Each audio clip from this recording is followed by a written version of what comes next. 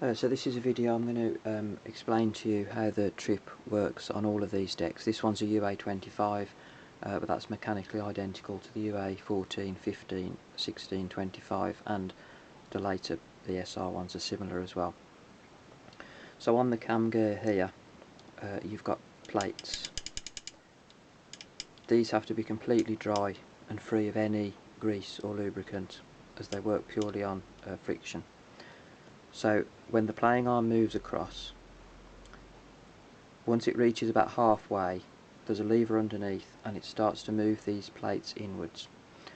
I'll just put the arm to the end so you can see that as I do that, the plate moves completely over.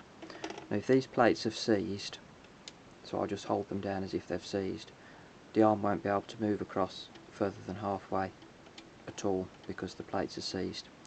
So the issue that you are experiencing is nothing to do with dried grease or anything like that. It's a mechanical issue between the cog and the turntable hub, and it does depend on the records because it's the run out grooves that determine how well it works. So when the arm comes across, these plates move across, and when the arm gets near to the end, as the turntable goes round, obviously it's moving one groove in at a time on the record, so this is getting very near to the trip when the turntable's onto the tooth cog here, but the speed of the turntable pushes it back all the time until you get to the run out grooves of the record, which are obviously very much wider, so the arm moves across through the run out grooves at a much faster pace, wider pace, and then that overrides this. It can't kick it back anymore, and it triggers the cycle. The wheel starts to turn round in line with the tooth cog here, and that resets the plates back, ready to start the next record.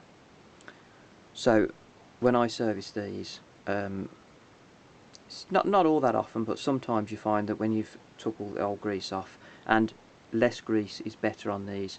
The biggest problem I get with them is people that have absolutely caked them with grease, because it only goes hard afterwards, and as I've said with the plates, they're not supposed to be greased anyway, and grease would actually cause them to slip and slide, which would give more trouble. So just to clarify, this isn't a grease issue, but what I normally do is take this off if it's causing problems and try another, because obviously the cogs are the same with all the BSR decks from the UA14 onwards, and if it's all been lubricated as it should and got all the old grease off, I just put another cog on and see if that makes a difference, because I do think over the years, although you won't see it with the naked eye, sometimes you find that I think that the tooth's cogs or the plate might wear down very slightly, and it's not enough quite to engage with the turntable hub. But obviously it does depend on the record, so really what you need to be doing is taking records. For example, I've got this one here to show you. This is a battered ABBA one, which is one of my test records. Now that one has got a very small run out groove, so I'd say on 50% of players it works, on 50% it doesn't trip it. That's just a result of the run out groove being so small. But if you've got records, for example, and you're putting them on and they work on every other one you've got, and what's more, if they worked on this one before and now they don't work now, then the first thing I would do is I just change that for another one, and just see if that makes any difference. Now the other thing, and this is going into the same idea, because both of the cog and these obviously have to merge together to turn.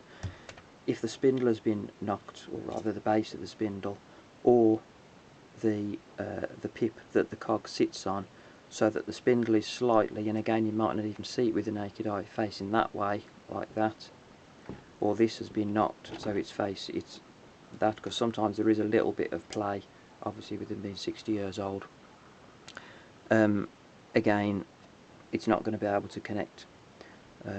So I would just check that if you put your finger there and finger there, is sitting nice and straight and level. If you think it's tilted more to one side, then I'll tip it back, but I'm only talking a marginal amount, because generally they're pretty tight because they're riveted on from the underneath, but sometimes you do get them, and that tends to happen as well.